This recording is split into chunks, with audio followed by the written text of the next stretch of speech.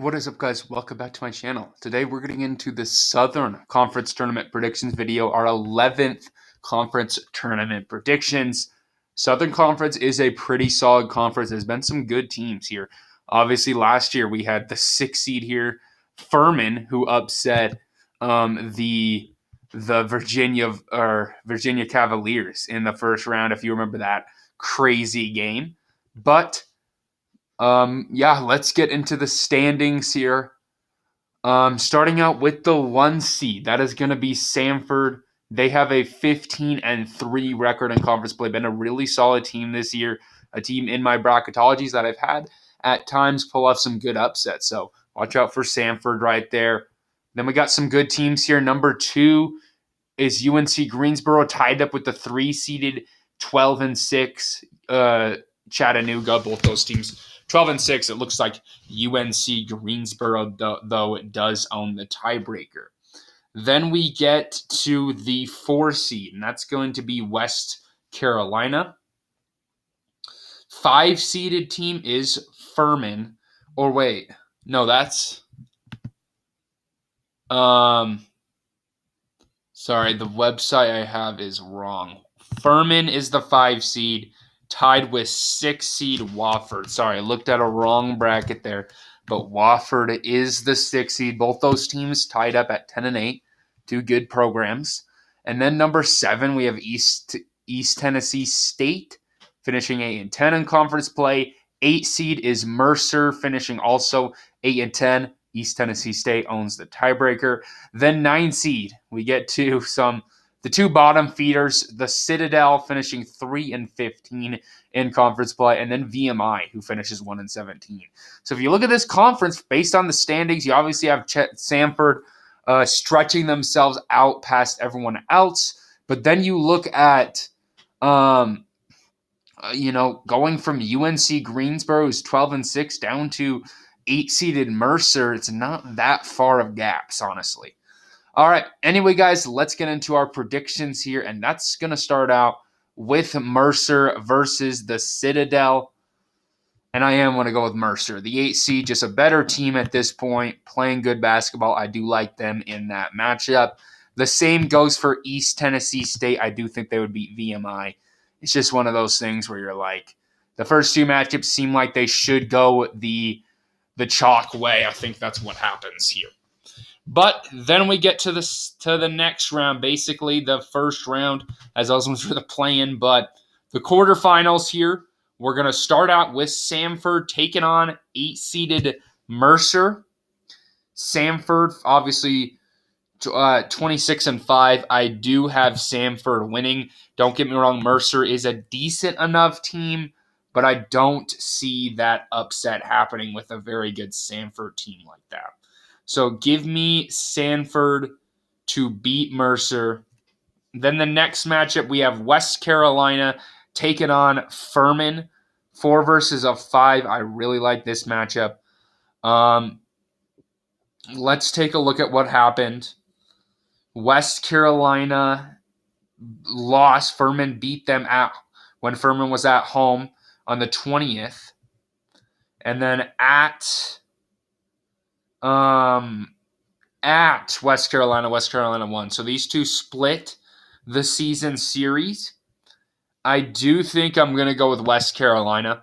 Furman obviously had a great year last year. They obviously made a tournament run, but this West Carolina team is a good team as well. I do think they handle business in a tight matchup.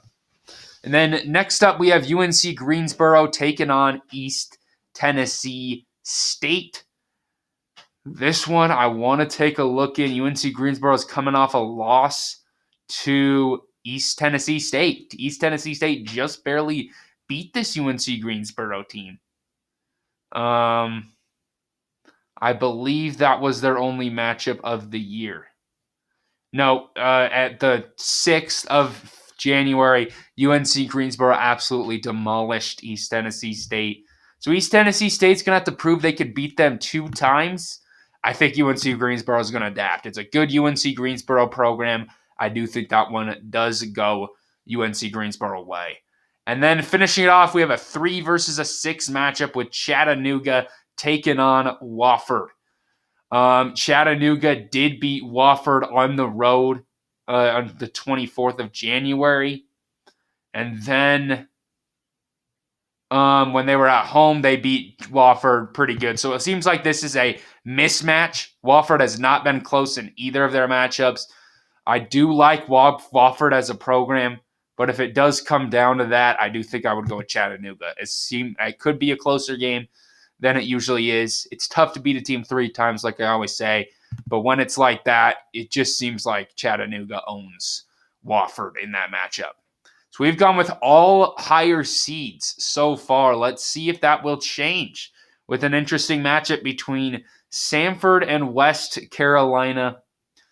If we look at these two, Samford did beat West Carolina by 4 points on the 16th of January, and then they dominated them at home on the 14th. I think this Samford team is very good. I think they will handle business. I do expect it to be a decent game. I think West Carolina is a good team, arguably the second best in the conference, second best record overall in the conference, but I do think it comes back here to Samford, who's playing great basketball.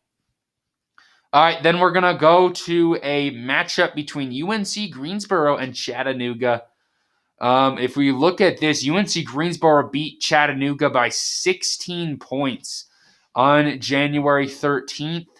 That was at Chattanooga, and then when it was at UNC Greensboro, Chattanooga won by 18. So that's just one of those interesting situations where the road team just demolished the home team.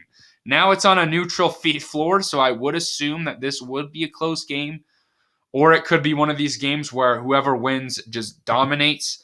I am going to go with 3-seeded Chattanooga, though. I think this is a good Chattanooga team. Made the tournament a couple years ago.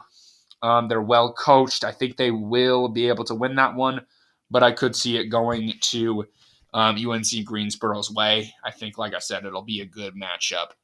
But then finishing it off, we have Samford, Chattanooga, 1 versus a 3 seed for a chance for the Southern Championship and for a spot in the NCAA tournament.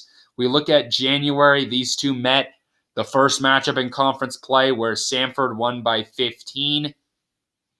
Then their next matchup, Samford won by 12 or 22 on the road. I do think Samford is the best team in this conference. They've proven it like all year that they could just demolish everyone they play. I think that continues here. I mean, when was the last time Samford lost a game? They lost to Wofford pretty bad a couple weeks ago, but that's about it, man. This Samford team's very good. I think they do wound up winning the Southern Conference. All right. Anyway, guys, thank y'all for watching this video today. Hopefully y'all enjoyed the content. Comment down below your predictions.